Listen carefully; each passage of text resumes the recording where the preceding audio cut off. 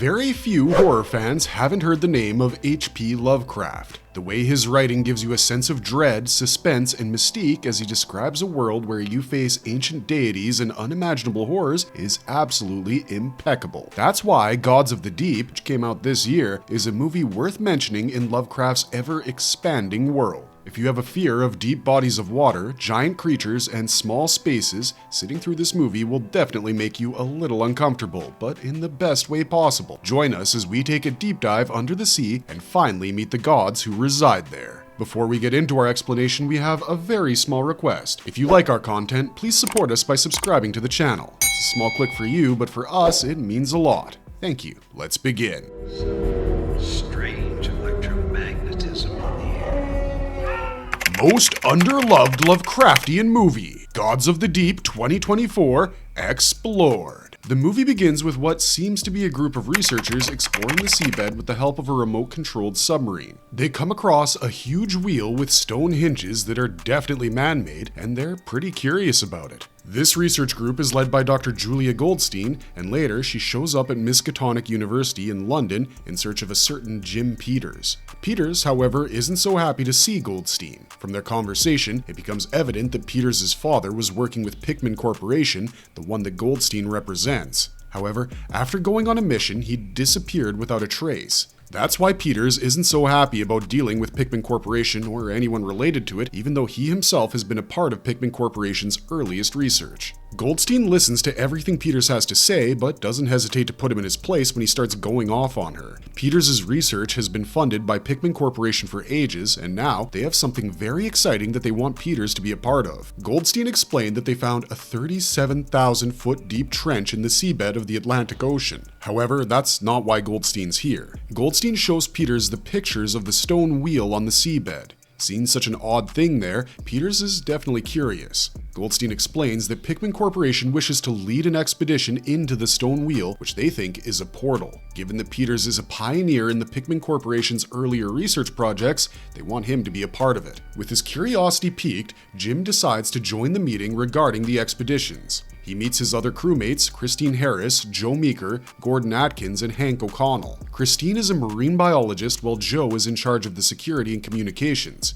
Hank was the one who designed the submarine they'd be taking, known as Providence 3, and Gordon was meant to lead the crew. Lovecraft fans have probably already noticed the subtle nods to his famous works, Miskatonic University, Pickman, and Providence, but this is as far as any of those references go. As for the crew members, none of them had any idea how dangerous this expedition would be. To answer their questions, Jed Pickman, the head of the corporation, shows up at the meeting. He explains that the sea holds several secrets and that they're planning on discovering them. Hopefully, through this portal, they'd be able to gather proof of these secrets that would change the way the world looks at the oceans. The crew members go through 2 months of training before the main expedition, and during this time, Christine and Jim get close. In their first meeting, Christine opened up to Jim about her kid who she doesn't want to leave behind by going on a dangerous mission. Jim was the one who comforted her and told her that they'd get through this together. On the day of the expedition, the crew members come to Antarctica, and from there, they're taken to the submarine. Pickman also joins the crew, although it's unclear why he does so.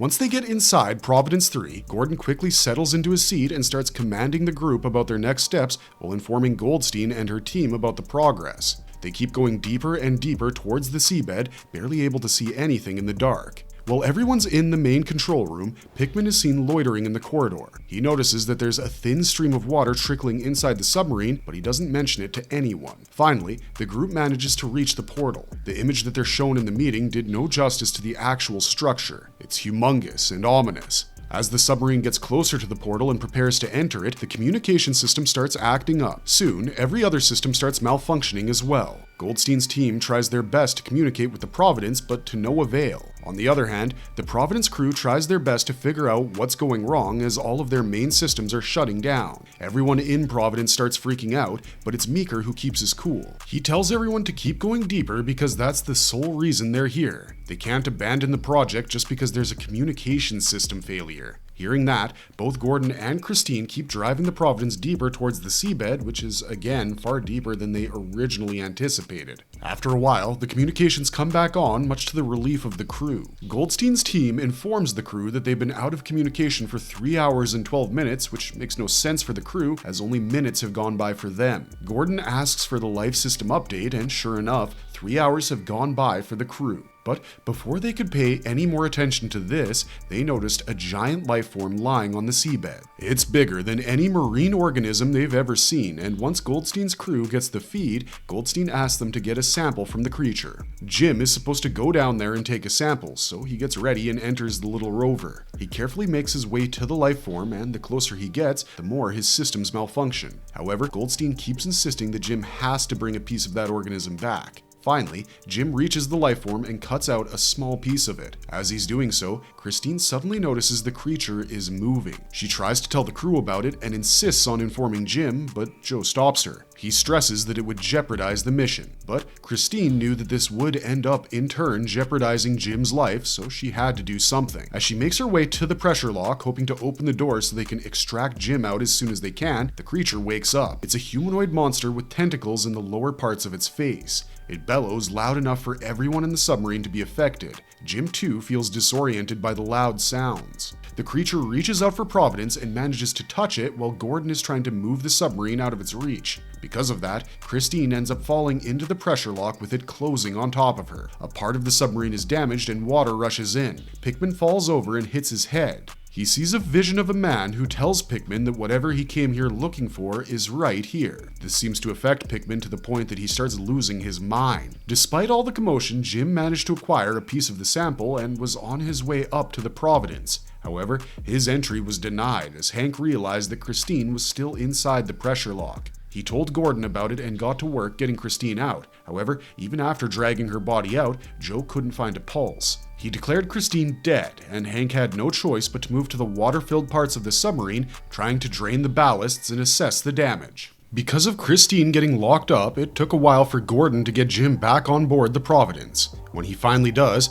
Jim is understandably upset at Christine's state. He asks Joe to help, but Joe claims that she's dead. Not giving up, Jim starts doing CPR on her, and luckily, Christine spits out water and regains her senses. On the other hand, when Hank went inside the corridors that were slowly filling up with water, Jed showed up and locked the door behind him, forcing Hank to drown. Jed kept talking about some gods being woken up as he watched Hank die. Finally, away from the creature for good, the Providence crew can do a check of their supplies. They have 3 hours to get out of the water, as that is how long the life support systems would last. However, this would be tricky because A, the ascent of the submarine has to be slower to ensure they don't end up imploding, and B, the water entering the submarine is making it heavier, slowing it down even further. As they discuss all of this, Jed decides to look at the sample. The sample specimen Jim acquired seems to be simply fat tissue. However, it keeps moving and keeps secreting slime, which normally doesn't happen. Fascinated by it, Jed wanted to do some testing and experiments on it in the submarine itself. As they put the sample in the lab, a tentacle seemed to come out of the specimen, waving around in the air, almost banging against the glass case. Seeing that, Christine realized that she had no idea what she was dealing with anymore, and she insisted that everyone leaves the lab immediately. She covers the specimen case in a tarp and locks the door of the lab, breathing a sigh of relief. Unbeknownst to her, things were about to get real nasty. As it turns out, Joe is working directly under Goldstein and not Pickman. He's tasked with bringing the sample to the shore no matter what, and he can compromise the entire crew if there's a need for that. As for Pickman, it seems like he and Jim's father went on the mission together, which resulted in Peters Sr. going missing. The man he keeps getting visions of is none other than Peters Sr. himself, and he keeps tormenting Pickman about the gods who they have awoken. Pickman wants to taste the knowledge of the gods, so he sneaks into the lab. By this time, the slimy blubber mess seems to have grown in size and is covered in leaves. Pickman straps down, covers himself in that slime, and wraps those leaves around him. In a sort of smash-cut transition, it becomes evident that the slime affected Pickman completely. His eyes widen and he becomes almost animalistic. During this time, we see Jim and Christine changing out of their wet clothes and talking. Jim explained that he heard his father's voice over the intercom while he was near the monster. The tapes his father recorded during his mission with Pickman were playing over and over again, and he wondered if Christine too had heard something along those lines. Jim thought Christine jumped into the pressure lock because she saw something in the water. She further told Jim that she simply fell and they need to keep it together for the next 2 hours until they reach the surface. In the main control room, Gordon is unable to reach Goldstein's team. As he's trying to re-establish communications, he hears the same tapes over the intercom that Jim was talking about. Suddenly, someone shows up behind him. Jim and Christine hear Gordon's screams, and as they're on their way to the control rooms, she notices the opened lab. She sees the change in the blubber mass and tries to lock up the lab. However, the lock system was covered in green slime that the sample was secreting. Christine wipes her hand on her clothes and rushes after Jim. Before she can explain anything, out comes Pickman from the control room. He lets out a high-pitched screech and jumps into the airlock, closing the doors behind him. Jim and Christine try to get the door open to get him out, but they're stopped by Joe, who's holding a gun. He tells them that it was Pickman's dream to meet these creatures, but now he's lost his mind completely. Turns out, Pickman knew about the creatures all this time. He simply wanted to get the sample of these beings that Jim's father had failed to acquire. Joe tells the two not to mess the mission up. Joe goes to the lab to get a piece of the sample to carry with him, while Christine and Jim go to Gordon. They find Gordon completely spazzing out, and from whatever he keeps saying, it sounds like Jim's father is speaking through him. Gordon attacks them both and throws Jim down. Right when he's about to attack Christine, Joe shows up and shoots Gordon, planning on leaving with the sample using the rover. Christine attacks him with all her might, and eventually, Jim wakes up and joins the fight, managing to overpower him completely. Jim sacrifices himself and stays back to ensure Christine can safely get out of the submarine using the rover. Once she's out, the entity that's been haunting Pickman calls out to Jim and asks him to come with him to the Oblivion. A few days later, Christine wakes up in a hospital. Goldstein's team got the signal of the rover and managed to get her out. As Christine starts freaking out about the mission, suddenly her stomach starts swelling up. Christine laughs as her stomach bursts open and tentacles emerge, making it evident that the creature has made its way to the surface.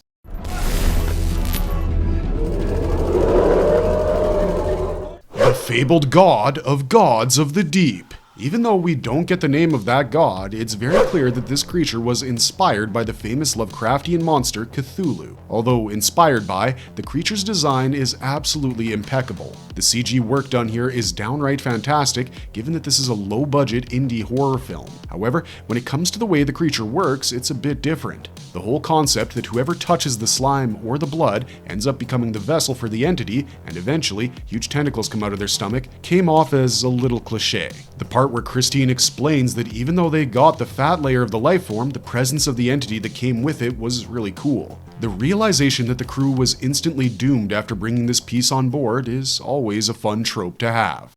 Marvelous verdict! Charlie Steeds has made several low-budget indie films, and although the script and character development are rather weak in this story, we gotta say the film is worth the watch just for the creature design and the nods to Lovecraft. Lovecraftian horror isn't an easy genre to pull off, and with his budget, we would say that Steeds did an excellent job.